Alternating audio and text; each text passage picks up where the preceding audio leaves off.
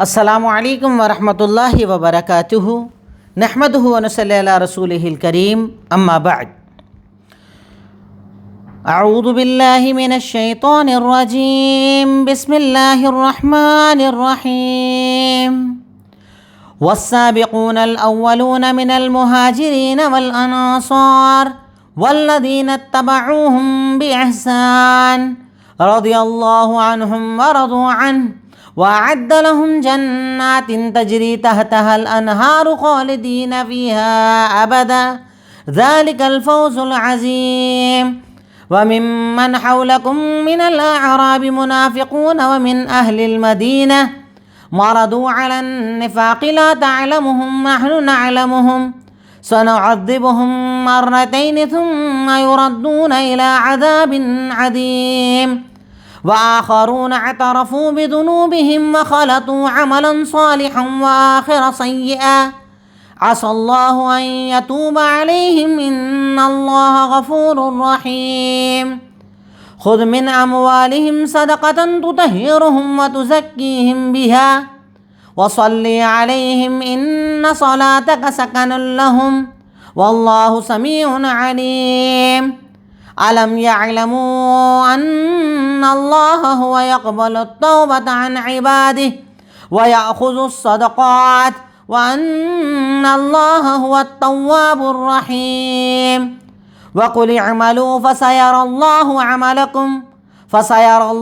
عملكم ورسوله والمؤمنون وستردون إلى عالم الغيب والشهادة فينبئكم بما كنتم تعملون وآخرون مرجون لأمر الله إما يعذبهم وإما يتوب عليهم والله عليم حكيم۔ الحمدللہ تدبر قرآن کی آج ہماری کلاس نمبر 207 ہے، جس میں سورہ توبہ کی آیت نمبر 100 سے 106 میں نے آپ کے سامنے تلاوت کی۔ سب سے پہلے آیات کا ترجمہ۔ پچھلی آیات میں اللہ رب العالمین نے منافقین کا بھی تذکرہ کیا، مومنین کا بھی تذکرہ کیا، منافقوں کے حالات کو بتایا، مومنوں کی مجبوریوں کو بتایا۔ اب آج کے آیات میں اللہ رب العالمین ایک نیا ذکر کرتا ہے صحابہ کرام کے تعلق سے، ان کی فضیلت، ان کا مرتبہ، ان کا مقام اللہ تعالیٰ بتا رہا ہے، اور ارشاد فرمایا والسابقون الاولون من المہاجرین والانصار، یقیناً پہلے کرنے والے، جلدی کرنے والے، اول لانے والے مہاجر صحابہ کرام اور انصاری صحابہ کرام، یعنی مہاجر مطلب مکہ والے، انصاری مطلب مدینہ والے، جنہوں نے اپنے عمل میں سبقت کی، آگے بڑھے، جلدی کیا۔ والذین تبعوہم بإحسان، اور وہ لوگ جنہوں نے ان کی احسان کے ساتھ اتباع کی، اچھائی کے ساتھ اتباع کی، رضی اللہ عنہم ورضوا عنہ، اللہ ان سے راضی ہو گیا، وہ اللہ سے راضی ہو گئے، اور اللہ نے ان کے لیے ایسی جنتوں کو تیار کر رکھا ہے جس کے نیچے نہریں بہہ رہی ہوں گی، وہ ہمیشہ اس میں رہیں گے، اور یہ بہت بڑی کامیابی ہے۔ یعنی یہاں پر اللہ رب العالمین صحابہ کرام کا مقام و مرتبہ بتا رہا ہے کہ اللہ تعالیٰ ان سے راضی ہے، نہ صرف دنیا میں بلکہ آخرت میں بھی اللہ نے ان کے لیے جنتوں کو بنا دیا۔ اس سے رد ہوتا ہے ان شیعوں کا جو کہتے ہیں کہ صحابہ اللہ کے نبی کے بعد مرتد ہو گئے تھے، اگر مرتد ہوتے تو اللہ ان کے لیے جنت بناتا، جنت تو بعد میں ملنے والی ہے نا، تو کیا نعوذ باللہ اللہ کو علم نہیں تھا کہ جن کے لیے جنت بنا رہا ہوں مرتد ہو جانے والے ہیں؟ تو یقیناً اللہ تعالیٰ صحابہ کرام سے نہ صرف دنیا میں بلکہ موت اور موت کے بعد آخرت تک کے لیے راضی ہو گیا ہے۔ پھر اللہ کہتا ہے وَمِمَّنْ حَوْلَكُمْ مِنَ الْأَعْرَابِ، اب یہاں پر اللہ تعالیٰ پھر منافقوں کا ذکر کر رہا ہے، اور آپ کے آس پاس جو عربی رہتے ہیں، دیہات والے رہتے ہیں، ان میں منافق ہیں، مدینہ میں رہنے والوں میں بھی منافق ہیں۔ مردوا علی النفاق، جو اپنے نفاق پر جم گئے، خالص ہو گئے، خالص منافق بن گئے ہیں۔ لا تعلمہم، آپ ان کو نہیں جانتے ہو پر ہم جانتے ہیں، ہم انہیں 2 مرتبہ عذاب دیں گے اور اس کے بعد عذاب عظیم کی طرف لوٹایا جائے گا، دوہرا عذاب دیا جائے گا، دنیا میں عذاب، آخرت میں عذاب، جہنم کا عذاب انہیں دیا جائے گا۔ یعنی اللہ تعالیٰ یہاں پر اللہ کے نبی کو اویئر کر رہا ہے کہ آپ خبردار ہو جائیے، آپ کے آس پاس منافق بھرے پڑے ہیں، باہر بھی ہیں، مدینہ میں بھی ہیں، آپ انہیں نہیں جانتے پر ہم جانتے ہیں۔ وآخرون اعترفوا بذنوبہم، اور اس کے بعد اللہ تعالیٰ مومنوں کے بارے میں بتا رہا ہے کہ ان میں کچھ ایسے ہیں، یعنی مومن ایسے ہیں جنہوں نے اپنے گناہوں کا اقرار کیا، नेक अमल के साथ बुरे अमल को भी मिला लिया। ये नेक अमल तो करते ही थे, बुरा अमल ये कर लिया कि जंग में नहीं गए। अल्लाह करीब है कि अल्लाह रब्बुल आलमीन इनकी तौबा कबूल कर ले। अल्लाह ताला माफ़ करने वाला और रहम करने वाला है। यानी ऐसे मोमिन जो मजबूरी में थे, अच्छे अमल करते थे, गलती से गुनाह हो गया, अल्लाह कहता है अल्लाह ताला उन्हें माफ़ कर देगा। उसके बाद अल्लाह ताला माफ़ी का तरीका बता रहा है। खुद मिन अम्वालिहिम सदका, आप उनके मालों में से सदका लीजिए। सदके से मुराद ज़कात भी है और सदके से मुराद नफली खर्चा भी है। आप उनसे खर्च करवाइए, उसके ज़रिए क्या होगा? उनकी पाकीज़गी हो जाएगी, तहारत हो जाएगी, तो ज़क्कीहिम, उनका तज़किया हो जाएगा। और उनके लिए दुआ कीजिए, क्योंकि आपकी दुआ जो है ना उनको सुकून देती है। अल्लाह ताला सुनने वाला और इल्म वाला है। यानी आप इनसे अगर माफ़ी चाहते हैं ना कि अल्लाह इन्हें माफ़ कर दे, तो आप इनसे सदका लिया करो। सदका जब ये करेंगे तो इससे इनकी तहारत हो जाएगी, पाकीज़गी हो जाएगी, तज़किया हो जाएगा। और इनके लिए दुआ कर दिया कीजिए, आपकी दुआ इनके लिए ठंडक का सामान बन जाती है। अलम या अलमू, क्या ये नहीं जानते कि अल्लाह ताला ही है तौबा का कबूल करने वाला अपने बंदों से और सदकात का लेने वाला, और अल्लाह ताला बहुत माफ़ करने वाला और रहम करने वाला है। यानी तौबा तो अल्लाह ही कबूल करता है, अल्लाह ही तौबा कबूल करने वाला है, कौन है उसके सिवा कबूल करने वाला? तो इस बात पर भी बंदा मोमिन को यकीन होना चाहिए। फिर उसके बाद अल्लाह ताला दोबारा मुनाफिकों के बारे में कह रहा है, वकुल अमलू, कह दीजिए उनसे कि तुम अपना काम करे चले जाओ, अपना अमल करे चले जाओ, अल्लाह ताला तुम्हारा अमल जान लेगा, उसके रसूल और मोमिन तुम्हारे अमल को जान लेंगे, देख लेंगे। तुम्हारी हालत, तुम्हारी औकात और हैसियत जल्द सबके सामने जाहिर हो जाएगी। चाहे कितने छुप जाओ मुसलमानों के दरमियान, लिबादा ओढ़ लो ईमान का, पर तुम्हारे निफाक को अल्लाह ताला बाहर लाएगा। अल्लाह तो जानता ही है, रसूल और मोमिनों को भी अल्लाह ताला बता देगा। वसतुरद्दूना इला आलिमिल गैबि वश्शहादा, और उसके बाद तुम्हें लौटाया जाएगा गैब और हाजिर के जानने वाले की तरफ। फिर वो तुम्हें बताएगा तुम्हारे अमल, कि तुम क्या करते थे, क्या छुपाते थे, क्या दिखाते थे, क्या अच्छा क्या बुरा, वो तुम्हें बताएगा। वाखरूना, और इसके बाद अल्लाह ताला उन मोमिनों के बारे में कह रहा है जिनकी तौबा अल्लाह ने कबूल नहीं की थी। 3 लोग थे, वो 3 सहाबा कराम थे, तौबा करने आए, माफ़ी मांगने। अल्लाह के नबी ने कहा नहीं, अल्लाह ने तुम्हारा मामला अपने सुपुर्द रखा है, मैं कुछ नहीं बोलूँगा, अभी तुम जाओ यहाँ से। तो अल्लाह ताला कहता है कि कुछ ऐसे हैं जो अल्लाह ताला के हुक्म की तरफ छोड़ दिए गए हैं, चाहे अल्लाह उन्हें अजाब दे, चाहे उनकी तौबा कबूल कर ले, और अल्लाह ताला तो इल्म हिकमत वाला है। यानी वो छोड़ दिए गए हैं, उन्हें ताखीर दे दी गई है, मोहलत दे दी गई है, अभी उनका फैसला नहीं किया गया। आगे उनका वाक़या तफसील के साथ हमारे सामने इंशाअल्लाह आएगा कि जिनको अल्लाह ताला ने छोड़ दिया था, ढील दे दी थी, अभी तुम रहो, इंतजार करो, या तो अल्लाह अजाब देगा या तुम्हारी तौबा कबूल करेगा, और अल्लाह ताला इल्म और हिकमत वाला है। तो गर्ज ये कि आज की आयत में अल्लाह रब्बुल आलमीन ने कई अहम बातों की तरफ हमारा ध्यान खींचा है, हमें समझाया है। पहले सहाबा किराम की फजीलतों को बताया, फिर आराबियों और देहातियों और मुनाफिकीन के बारे में बताया, फिर अल्लाह ताला उनको क्या अजाब देगा वो बताया, फिर सहाबा किराम के बारे में बताया कि नेकी तो करते थे, गुनाह को भी साथ में मिला लिया, पर अल्लाह माफ़ करेगा। फिर बताया कि अल्लाह ही तौबा का कबूल करने वाला और सदकात का लेने वाला है। फिर कहा कि इन्हें छोड़ दो, जो अमल इनको करना है करने दो, अल्लाह सब जाहिर करेगा इनकी बदअमालियों को। और आखिर में अल्लाह ताला ने मोमिनों का तस्करा किया जिनसे गलती हो गई थी, वो लोग जंग में नहीं गए थे, पर अल्लाह ताला यकीनन माफ़ करने वाला और रहम करने वाला है। अब उसके बाद मुश्किल अल्फाज, साबिक या साबिकून कहा जाता है, हु गो फास्ट, जो तेज जाते हैं, जल्दी जाते हैं, जल्दी करते हैं, अमल की तरफ जल्दी करते हैं, सबकत ले जाते हैं। इत्तबाउहुम मतलब हु फॉलोड, जिन्होंने इनकी पैरवी की, जो उनके पीछे चले।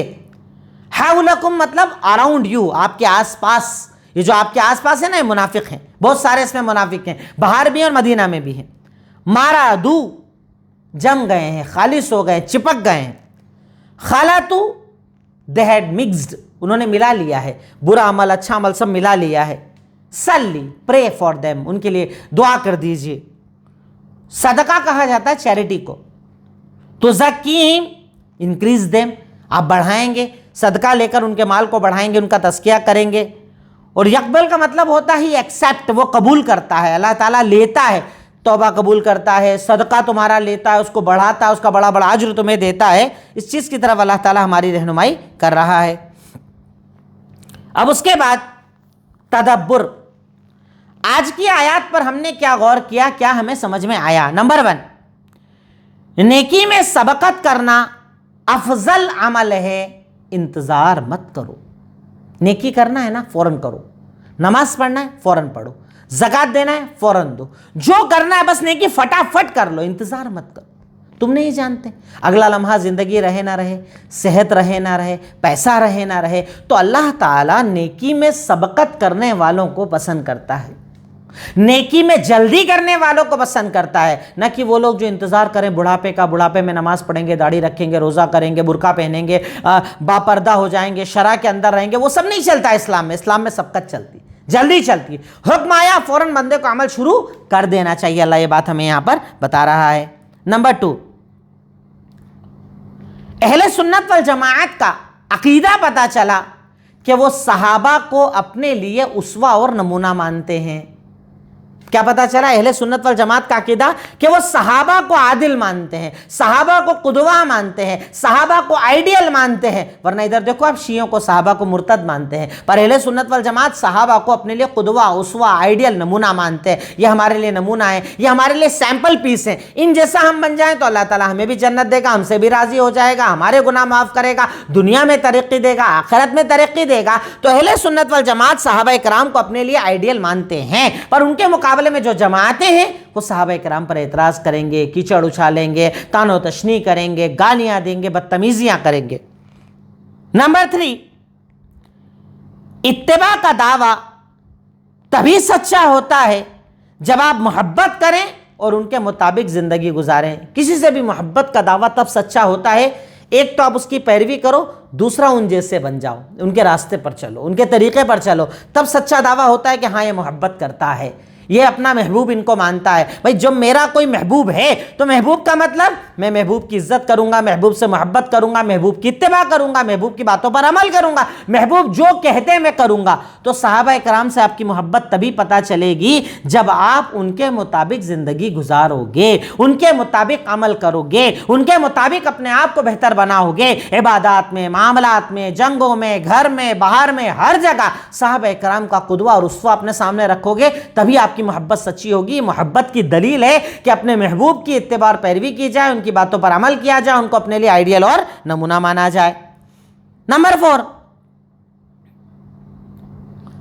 صحابہ کرام بنا شرط راضی تھے اللہ رب العالمین سے، اور ہم شرطوں کے ساتھ اللہ سے راضی ہوتے ہیں۔ دیکھیے یہ ڈیفرنس بتا رہا ہوں میں، فرق بتا رہا ہوں۔ صحابہ اللہ سے کیسے راضی تھے؟ بنا شرط کے، اللہ کا ہر فیصلہ منظور، تقدیر منظور، حساب کتاب منظور، اللہ مکہ میں رکھے تو منظور، مدینہ لائے تو منظور، جنگ دے تو منظور، بنا شرط کے اللہ سے راضی تھے۔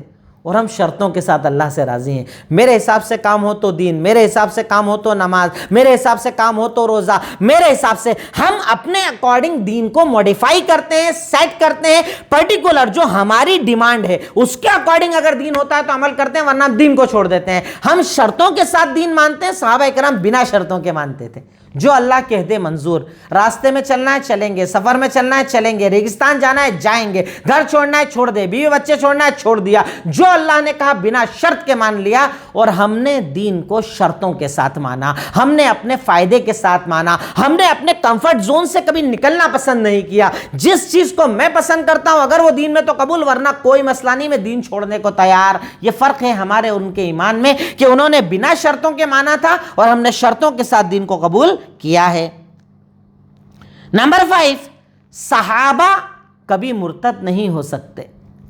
یہ پتہ چل گیا کیوں؟ اللہ تعالیٰ نے کہا کہ اللہ تعالیٰ ان سے راضی، وہ اللہ سے راضی، اور اللہ نے اپنی رضامندی کو جنت تک کے لیے بتا دیا ہے۔ اللہ نے یہ نہیں کہا کہ میں دنیا میں راضی تھا، دنیا میں راضی ہو گیا۔ اللہ نے کہا میں ان سے راضی، اور راضی ہونے کا مطلب میں نے ان کے لیے جنت بنا دی ہے۔ اب کیا نعوذ باللہ اللہ جنت ان کے لیے بنا رہا ہے جو دین سے مرتد ہو گئے، دین کو چھوڑ دیا؟ جیسا ہمارے یہاں شیعوں کا عقیدہ ہے کہ اللہ کے نبی کے بعد صحابہ کرام سارے کے سارے مرتد ہو گئے، تو کچھ بچے باقی سب مرتد ہو گئے تھے، اور اللہ ان کے بارے میں، پوری جماعت کے بارے میں کہہ رہا ہے کہ اللہ ان سے راضی ہو گیا تھا، اللہ نے ان سے رضامندی کا اظہار کر دیا تھا۔ تو اللہ کے صحابہ، اللہ کے نبی کے صحابہ کبھی مرتد ہونے والے نہیں، دین چھوڑنے والے نہیں۔ نمبر 6، اللہ کے دین سے راضی ہونا کامیابی کی دلیل ہے۔ اللہ کے دین سے راضی ہونا یہ کامیابی کی دلیل ہوتا ہے کہ بندہ اللہ کے دین سے راضی ہو جائے، اللہ کی شریعت سے راضی ہو جائے، حلال سے راضی ہو جائے، حرام سے راضی ہو جائے، احکامات سے راضی ہو جائے، امر بالمعروف سے راضی ہو جائے، نہی عن المنکر سے راضی ہو جائے۔ اللہ نے جو دین، جو شریعت، جو منہج، جو طریقہ، جو دستور جو مجھے دے دیا میرے رب نے، میں اس سے راضی ہوں، قبول ہے، منظور ہے۔ اس کا مطلب یہ میرے مومن ہونے کی دلیل ہے، اللہ سے محبت کی دلیل ہے، اللہ کے نبی سے محبت کی دلیل ہے کہ میں دین سے راضی، میں شریعت سے راضی، میں اللہ سے راضی، اللہ کے فرامین سے راضی۔ یہ میری محبت کی دلیل ہے کہ میں دین سے محبت کرتا ہوں۔ نمبر 7، اللہ کے، یعنی آپ جسے آیت کو اگر دیکھیں، اللہ تعالیٰ اس کے اندر ایک بڑا پیارا جملہ استعمال کر رہا ہے، رضی اللہ عنہم، اللہ ان سے راضی ہوا اور وہ بھی اللہ سے راضی ہوئے۔ تو آپ پوائنٹ ایسے لکھیں کہ وہ اللہ سے راضی ہوئے، اس کا مطلب کیا؟ وہ اللہ سے راضی ہوئے، اس کا مطلب کیا؟ بھئی یہ ہم کہہ سکتے ہیں کہ میرا رب مجھ سے راضی ہے، پر کیا میں یہ کہہ سکتا ہوں کہ میں اللہ سے راضی ہوں؟ میں اللہ سے راضی ہوں۔ یہ وہ جماعت ہے جس کے بارے میں اللہ کہہ رہا ہے کہ وہ اللہ سے راضی تھے۔ اللہ سے راضی ہونے کا مطلب کیا؟ کہ اللہ نے جب بھی کوئی امتحان لیا، انہوں نے خوشی خوشی امتحان قبول کیا۔ یہ راضی ہونے کی دلیل ہے کہ میں اللہ سے راضی ہوں، میں اللہ سے راضی ہوں۔ راضی ہونے کا مطلب کہ اللہ جب بھی میرا کوئی امتحان لے، میں خوشی خوشی امتحان دوں، نہ کہ اعتراض کروں۔ ہم لوگ تو اعتراض کرتے ہیں نا، ایسا ہونا تھا کیا؟ میرے ساتھ ہونا تھا کیا؟ مجھے بیمار ہونا تھا کیا؟ میرے گھر میں مصیبت آنی تھی کیا؟ میرے ساتھ قرضہ ہونا تھا کیا؟ مجھے ہی چن لیا گیا ہے کیا؟ اتنی نماز کے بعد بھی ملتا ہے کیا؟ اس کا مطلب میں اللہ سے راضی نہیں ہوں۔ اور صحابہ کرام میں یہ فرق تھا کہ وہ اللہ سے راضی تھے، اس کا مطلب کہ اللہ ان کا جو امتحان لیتا وہ خوشی خوشی دیتے۔ اللہ نے کہا مکہ چھوڑو، خوشی خوشی چھوڑ دیا۔ اللہ نے کہا مدینہ آؤ، خوشی خوشی آ گئے۔ اللہ نے کہا بدر میں چلو، خوشی خوشی چلے گئے۔ اللہ نے کہا احد کے لیے تیار ہو جاؤ، خوشی خوشی تیار ہو گئے۔ مال گیا، جان گئی، سب طرح کی پریشانیاں آئیں، پر انہوں نے خوشی خوشی قبول کیا، اچھائی سے قبول کیا، رضامندی سے قبول کیا۔ یہ دلیل تھی کہ وہ اللہ سے راضی تھے۔ تو اگر آپ سے کوئی پوچھے نا کہ اللہ ان سے راضی، وہ اللہ سے راضی کا مطلب کیا ہے، بندہ کیسے اللہ سے راضی ہو سکتا ہے، تو آپ یہ مفہوم اسے اب سمجھا سکتے ہیں انشاءاللہ۔ نمبر 8، جب اللہ کے نبی کے دور میں نفاق ہو سکتا ہے تو بعد والوں کا حال کیا ہوگا؟ سوچیے آپ، اللہ کے نبی موجود، قرآن موجود، دلیلیں آ رہی ہیں، وحی نازل ہو رہی ہے، اسلام چل رہا ہے، اس دور میں اگر منافق ہو سکتے ہیں کہ منہ پہ کچھ، دل میں نفاق، دل میں کفر رکھیں اور منہ پر اسلام دکھائیں، جب اللہ کے نبی کے دور میں ہو سکتے ہیں تو پھر ہمارا ماحول کیا ہے، ہمارا وقت کیا ہے، ہمارا دور کیا ہے؟ بہت سارے منافق ہماری صفوں میں گھوم رہے ہیں، انہیں اسلام پر اعتراض، انہیں نماز پر اعتراض، انہیں قرآن پر اعتراض، انہیں زکوٰۃ پر اعتراض، ٹی وی پر آ رہے ہیں، ڈیبیٹ میں آ رہے ہیں، اسلام کے خلاف باتیں کر رہے ہیں۔ تو یہ منافق ہر دور میں ہوتے ہیں، جب اس دور میں رہے تو اس دور میں بھی رہیں گے۔ صفوں کو کمزور کرنا، اتحاد کو توڑنا، الٹی سیدھی باتیں پھیلانا، شک اور شبہات کے اندر ڈالنا، دین کی بنیادوں سے ہٹا کر مسلمانوں کو کہیں اور لے کر جانا، ایسے منافق ہر دور میں رہے ہیں، ہر دور میں تھے، ہر دور میں ہیں اور ہر دور کے اندر رہیں گے۔ پوائنٹ نمبر 9، غیب صرف اللہ جانتا ہے، یہ میں نہیں کہہ رہا، اللہ کہہ رہا ہے اس آیت کے اندر۔ اللہ کہہ رہا ہے کہ آپ کے جو آس پاس دیہاتی ہیں نا، ان میں منافق ہیں، جو یہ مدینہ میں نا، ان میں بھی منافق ہیں، آپ ان کو نہیں جانتے ہو، ہم جانتے ہیں۔ اللہ کہہ رہا ہے، کوئی اور مولوی صاحب، مفتی صاحب، عالم صاحب، فلاں صاحب، یہ جماعت وہ جماعت، اللہ قرآن میں کہہ رہا ہے کہ اللہ کے نبی آپ کے سامنے آتے ہیں، آپ ان کو مومن سمجھتے ہو کیونکہ آپ نہیں جانتے ان کا دل کا حال، پر ہم جانتے ہیں، اللہ جانتا ہے۔ اس کا مطلب علم غیب صرف اللہ کو ہے، مکمل علم غیب صرف اللہ کو ہے۔ اللہ کے نبی کو اللہ تعالیٰ جتنا علم غیب دیتا، اللہ رب العالمین اتنا ہی دیتا تھا، پر مکمل علم غیب صرف اور صرف اللہ رب العالمین کے پاس ہے۔ نیکسٹ، نمبر 10، نفاق سے دنیا میں بھی عذاب آتا ہے، صرف آخرت نہیں، جہنم نہیں، دنیا میں بھی عذاب آتا ہے، ذلت کا عذاب، لوگ آپ کے بارے میں بری باتیں کرتے ہیں، جن کے آگے آپ جھکتے ہیں وہی کہتے ہیں دوگلا ہے، مسلمانوں میں رہتا تو ان جیسا بن جاتا، ہم میں آتا ہم جیسا بن جاتا ہے۔ ذلت، عذاب، اللہ کی ناراضگی، اللہ کی پکڑ، جس طریقے کا اللہ عذاب بھیج سکتا ہے اللہ بھیجتا ہے۔ تو نفاق نہ صرف آخرت میں بلکہ دنیا میں بھی عذاب کی وجہ بنتا ہے۔ اس بات سے بھی بندہ مومن کو بہت ڈرنا چاہیے کہ اللہ تعالیٰ کا عذاب کہیں مجھ پر نہ آ جائے۔ نیکسٹ، نمبر 11، غلطی کرنے کے بعد شرمندگی کا ہونا معافی تک لے جاتا ہے۔ غلطی ہوئی، خطا ہوئی، گناہ ہوا، پر اس کے بعد میں شرمندہ ہوں، مجھے گناہ کا احساس ہے، مجھے اپنے غلط کا احساس ہے، یہ مجھے توبہ تک لے کر جاتا ہے، اللہ کی معافی تک لے کر جاتا ہے۔ شرمندگی تو ہو، احساس تو ہو۔ یہاں تو دل اتنے سیاہ ہو گئے کہ گناہ کر رہے ہیں فرق بھی نہیں پڑ رہا ہے، غلطی کر رہے ہیں فرق ہی نہیں پڑ رہا ہے، دل دکھا رہے ہیں فرق نہیں پڑ رہا ہے، حق توڑ رہے ہیں فرق نہیں پڑ رہا ہے، قرضے لے کر ادا نہیں کر رہے ہیں فرق نہیں پڑ رہا ہے، دکان مکان پر قبضے کر رہے ہیں فرق نہیں پڑ رہا ہے، حرام مال کما رہے ہیں فرق نہیں پڑ رہا ہے، حرام زندگی جی رہے ہیں فرق نہیں پڑ رہا ہے۔ فرق پڑنا چاہیے، شرمندگی ہونا چاہیے، اللہ مجھ سے گناہ ہے، مجھ سے غلطی ہو گئی ہے، خطا ہو گئی ہے، اللہ جلدی ختم کروں گا، اللہ میں دور ہو جاؤں گا، اللہ میں ایسا نہیں کروں گا، اللہ مجھ سے ہوتا ہے۔ یہ جو شرمندگی ہے نا، وہ انسان کو توبہ تک لے کر جاتی ہے، اللہ کی معافی تک لے کر جاتی ہے۔ پوائنٹ نمبر 12، مومن کو چاہیے کہ نیک عمل کرے، رحمت کے بھروسے گناہ نہ کرتا پھرے۔ یہ دیکھیے بڑا ٹپیکل مسئلہ ہے جو اللہ نے اس آیت میں ہمیں سمجھا دیا کہ مومن کو چاہیے کہ عمل کرے، رحمت کے بھروسے نہ بیٹھا رہے کہ بس اللہ رحم کرے گا، اللہ رحم کرے گا، اللہ کرم کرے گا، اور اللہ رحم کرم کرتا ہی عمل کرنے والوں پر عمل تو کرنا پڑے گا۔ نماز پڑھو، زکوٰۃ دو، روزہ، حج، عمرہ، جو بھی اللہ نے طاقت دی ہے حلال کی طرف آؤ، حرام سے بچو، بھلائی کا حکم دو، برائی سے روکو، حلال کماؤ، حلال کھاؤ، حلال اولاد تک پہنچاؤ، یہ سب کرنا پڑے گا۔ عمل شرط ہے، عمل کرنا شرط ہے۔ اب کوئی انسان ساری زندگی گناہ کرے اور اس کے بعد کہ اللہ رحم کرے گا، اللہ رحم کرے گا، اللہ رحم نہیں کرتا۔ اللہ کہتا ہے عمل کرو، عمل کرنا پڑے گا۔ اللہ تعالیٰ عمل کا حکم دیتا ہے، عمل کرنے والوں کو پسند کرتا ہے، عمل کی تاکید کرتا ہے، عمل کی تلقین کرتا ہے، تو عمل تو آپ کو کرنا پڑے گا۔ نمبر 13، صدقہ، خیرات، زکوٰۃ، تینوں چیز آپ سمجھیں۔ صدقہ، خیرات، زکوٰۃ دینے سے بچا ہوا مال پاکیزہ ہو جاتا ہے اور انسان صاف ہو جاتا ہے۔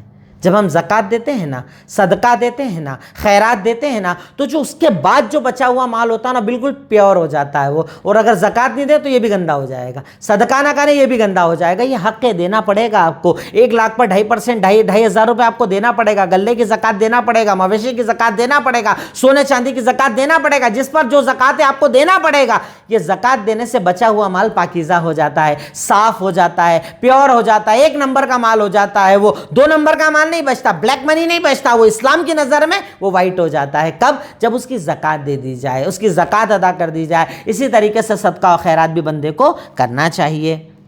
پوائنٹ نمبر 14، اللہ کی رحمت دیکھیے کہ نیکی کرنے سے اللہ گناہ مٹا دیتا ہے۔ کیا رحیم ہے ہمارا رب، کیا کریم ہے ہمارا رب۔ اس رب کو اگر کوئی راضی نہ کر پائے تو سوچئے وہ کس لیول کا آدمی ہوگا، کس درجے کا گنہگار ہوگا کہ اللہ رب العالمین ہمارے گناہوں کو معاف کرتا ہے۔ اللہ تعالیٰ ہماری نیکیوں کی بنیاد پر ہمارے گناہوں کو مٹا دیتا ہے، نیکیوں کی بنیاد پر گناہوں کا خاتمہ کر دیتا ہے، اعمال نامہ کلیئر کر دیتا ہے۔ جیسے روزے کے بارے میں ہے نا، من صام رمضان ایمانا واحتسابا غفر لہ ما تقدم من ذنبہ، جو رمضان کے روزے کو ایمان اور ثواب کے یقین کے ساتھ رکھے اللہ اس کے پچھلے سارے گناہ مٹا دیتا ہے۔ تراویح پڑھے اللہ گناہ مٹا دیتا ہے، لیلۃ القدر جاگے اللہ گناہ مٹا دیتا ہے۔ یہ کیسا رحیم ہے ہمارا رب کہ نیکی کرنے پہ اللہ گناہوں کو مٹا دیتا ہے۔ تو بندے کو نیکی کافی کرنا چاہیے۔ نمبر 15، نیک عمل کرنے والے کی تعریف کرنا چاہیے، اسے دعائیں دینا چاہیے۔ اگر کوئی آدمی نیکی کر رہا ہے، صدقہ کر رہا ہے، خیرات کر رہا ہے، عبادتیں کر رہا ہے، اچھا ہے، بہتر ہے، قرضہ دیتا ہے، سچ بولتا ہے، جھوٹ نہیں بولتا ہے، حرام سے بچتا ہے، تو آپ اس کی تعریف بھی کر سکتے ہیں اور اس کے لیے دعا بھی کر سکتے ہیں۔ کیوں؟ اس سے آدمی آگے بڑھتا ہے نا، نیکی کرنے کا جذبہ بڑھتا ہے نا، اچھا لگتا ہے نا کہ ہاں میں نے ایک اچھا عمل کیا، لوگوں نے مجھے اتنا زیادہ اس کی طرف سے عزت دی، اس کی طرف سے احترام دیا، تو یہ بھی ہمیں کرنا چاہیے۔ اللہ رب العالمین اس کو بھی پسند فرماتا ہے۔ نیکسٹ ایک بڑا پیارا پوائنٹ ہے اسی کے اندر، پوائنٹ نمبر 16، اگر آپ کی باتوں سے کسی کے دل کو تسلی ملے تو کوشش کرنا چاہیے۔ اللہ کے نبی کو کہا، اللہ کے نبی ان کے لیے دعا کرو، آپ کی دعا سے نا ان کو سکون ملتا ہے۔ جیسے آپ اگر ان کے سامنے بول دو گے نا اللہ ان کو معاف کر دے، تو ان کے دلوں کو بڑا سکون آ جاتا ہے۔ تو اگر آپ کی باتوں سے کسی کو تسلی ملتی ہے نا، تو بات کر کے تسلی دے دینا چاہیے۔ کئی لوگ ہوتے ہیں نا، جیسے کئی لوگوں کی باتوں کے اندر اللہ نے ایسا اثر دیا ہوتا ہے کہ آپ کتنے ٹینشن میں رہو، وہ آپ سے تھوڑی دیر بات کریں گے نا، آپ کو اچھا لگنے لگ جاتا ہے کہ ہاں مسئلہ نہیں، کوئی دقت نہیں، اچھا ہو جائے گا۔ جیسے ہمارے یہاں میں اکثر پہلے بھی ایک مرتبہ مثال دے چکا ہوں نا کہ کورونا کے دور میں 2 طرح کے لوگ ہمارے یہاں پر ہو گئے تھے۔ ایک ایسا ڈراتے تھے کہ لگتا تھا کہ گھر پہنچنے کے پہلے ہی مر جاؤں گا میں، مجھے ہو ہی گیا کورونا. وہ جگہ پہ آپ کو کورونا کر دیتے تھے، آپ کی سانس رکنے لگتی تھی، سردی کھانسی سب محسوس ہونے لگتا تھا. اور ایک ایسا ہوتا تھا ارے کوئی مسئلہ نہیں، کوئی بڑی بات نہیں، اللہ ہے نا، ارے کچھ نہیں ہونے والا، یہ تو سردی کھانسی کوئی ٹینشن نہیں. آدمی کو ریلیکس فیل ہوتا تھا، اچھا لگتا تھا. تو اگر آپ کے کچھ جملے بولنے سے کسی کو تسلی مل جائے تو تسلی دے دیا کرو، تسلی پہنچایا کرو، اچھے جملے اچھی باتیں کیا کرو. اس سے اللہ تعالیٰ خوش ہوتا ہے، اس سے اللہ تعالیٰ راضی ہوتا ہے. نیگیٹیوٹی کو اللہ پسند نہیں کرتا، پوزیٹیوٹی سے اللہ رب العالمین راضی ہو جاتا ہے. نمبر 17، اللہ تعالیٰ صدقات کو قبول کرتا ہے اور اسے بڑھاتا ہے.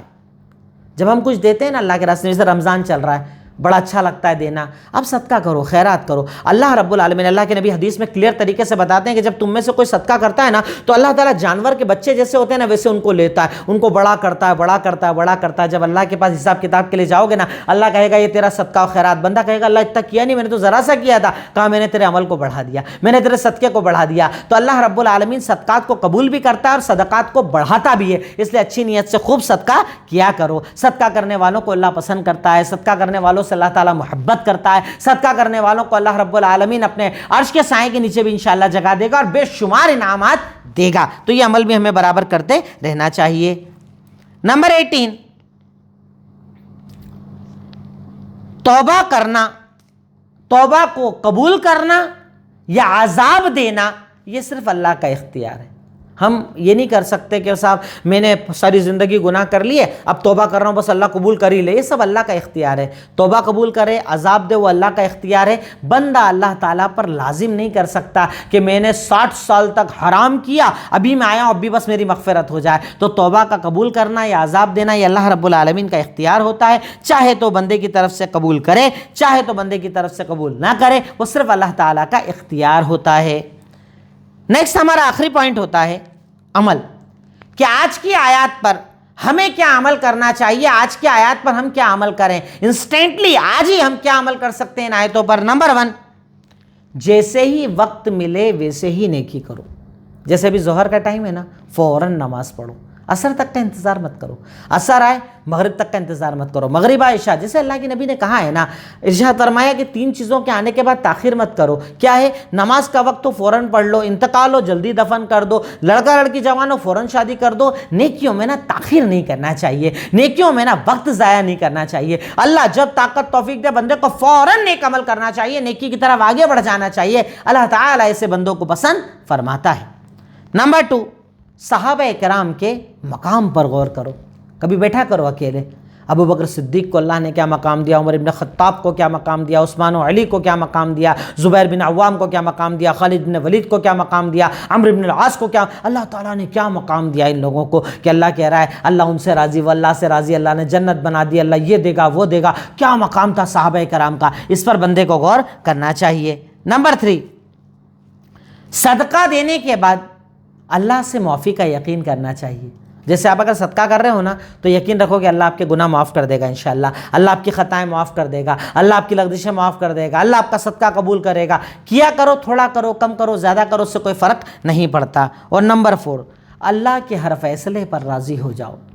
اللہ جو فیصلہ کر رہا ہے میرے حق میں، اچھا ہے برا، مجھے سمجھ میں آئے نہ آئے، مجھے اچھا لگے مجھے برا لگے، بس منظور. اللہ نے جو فیصلہ کیا منظور، تقدیر پر فیصلہ منظور، اللہ کے احکامات مجھے منظور. میں اللہ پر اعتراض نہیں کرتا، اللہ کے معاملات پر اعتراض نہیں کرتا، اللہ کے تعالیٰ کے فیصلے، اس کے عذاب، اس کے انعام پر اعتراض نہیں کرتا. اللہ تعالیٰ کے ہر فیصلے پر راضی ہو جاؤ، اللہ تعالیٰ کی تقدیر پر راضی ہو جاؤ. یہ بندہ مومن کا طریقہ ہونا چاہیے. تو یہ کچھ بنیادی چیزیں تھیں جو آج کی کلاس میں آپ کے سامنے مجھے لانی تھیں. انہی باتوں پر ہم بات کو مکمل کرتے ہیں اور اللہ تعالیٰ سے دعا کرتے ہیں کہ الہی مولا تو ہمیں کہنے سننے سے زیادہ عمل کی توفیق عطا فرما. اللہ تعالیٰ ہمارے روزوں کو، عبادات کو، نمازوں کو، تراویح کو، صدقہ و خیرات کو قبولیت کا درجہ عطا فرما. اللہ جتنا وقت رمضان کا باقی ہمیں بہت زیادہ عبادت کی توفیق عطا فرما. وآخر دعوانا ان الحمدللہ رب العالمین. السلام علیکم ورحمۃ اللہ وبرکاتہ.